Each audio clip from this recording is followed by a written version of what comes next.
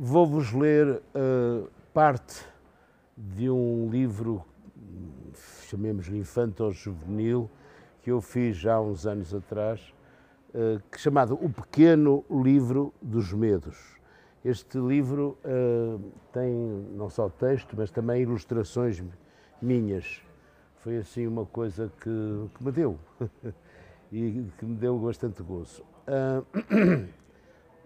De facto, isto tem dentro do livro uma história autónoma que eu lerei, mas primeiro começarei pelo início do livro, pela introdução, em que ele diz assim: primeiro fui ver ao dicionário. Tinha que olhar para dentro do medo, descobrir como é que ele funciona. Quando se tem um brinquedo e se quer ver como ele funciona, há sempre a tentação de o abrir e mexer lá dentro, mesmo sabendo que se pode estragar, para além do raspanete que se calhar vamos ouvir. Abrir o dicionário era a mesma coisa. Tentar perceber o funcionamento da máquina do medo. E lá estava escrito assim: medo, sentimento desagradável que excita em nós aquilo que parece perigoso, ameaçador, sobrenatural. Não gostei, se calhar porque não percebi. Excita em nós aquilo que parece perigoso? Que raio de definição era essa? A máquina continuava a funcionar sem que eu lhe percebesse o funcionamento. Depois fui aos sinónimos: medo, susto, receio, horror, pavor, cagaço, cobardia, desconfiança, temor, terror, pânico, assombramento. A lista era enorme e já me deixava mais satisfeito. Cada palavra destas, mesmo que não me explicasse nada, trazia ao menos recordações, sensações fortes. Eu lembrava-me de coisas passadas e por vezes até me arrepiava como se lá estivesse de novo. Portanto, o medo é uma sensação forte. Fica marcada no corpo e na memória. Aconteceu qualquer coisa e cada vez que eu recordo, sinto uma tremura pela espinha acima. Isso é o medo. Não se consegue muito bem explicar, aliás é por isso que se diz que ele é mais forte que nós. Isto, como digo, o princípio do livro, e depois eu vou-vos ler uma história final, que é uma história em si, quase autónoma, quase separada de tudo o resto, mas que também versa o tema dos medos.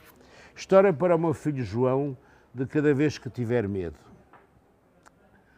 O João tinha medo de tudo, mas de tudo mesmo, porque até as coisas que não lhe causavam medo lhe iriam certamente causar medo amanhã. Era esse o medo que mais o afligia, o medo dos medos desconhecidos. Tinha também medo de outra coisa, de ser chamado Medricas, porque isso era sinal que todos reparavam no medo que ele tinha de tudo.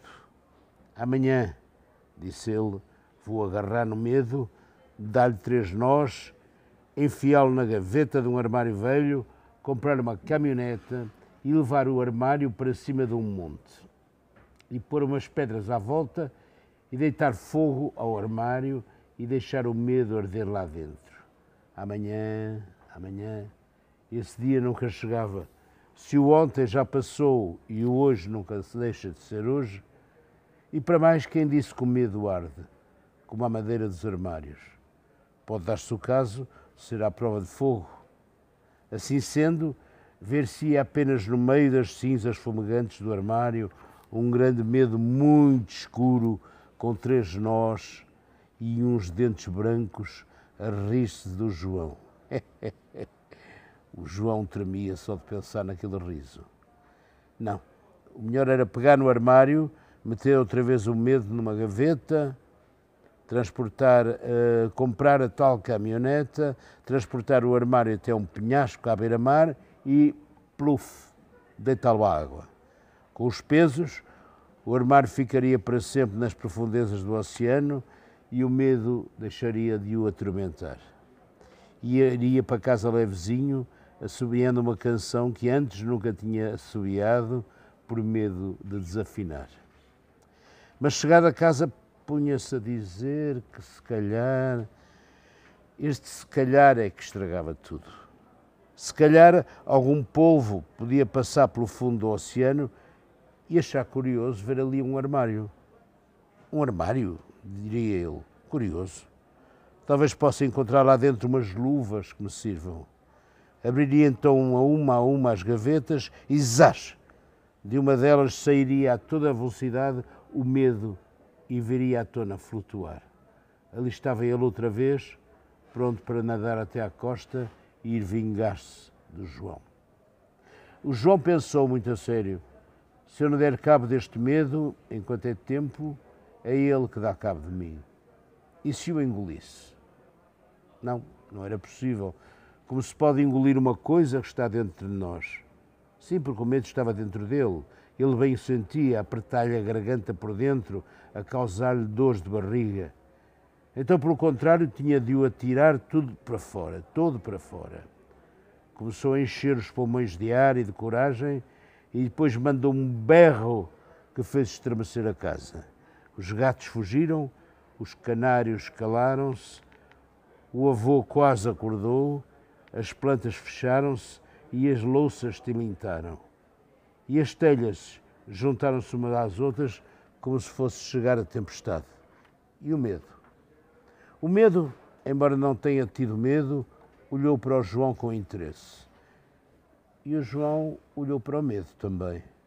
Ficaram a olhar de frente um para o outro, como se fossem dois velhos conhecidos que nunca se tinham visto. Silêncio e respeito. E depois o João falou e disse: tu não tens medo de te afogar, porque não tens medo de te queimar, nem tens medo que eu te possa barrar.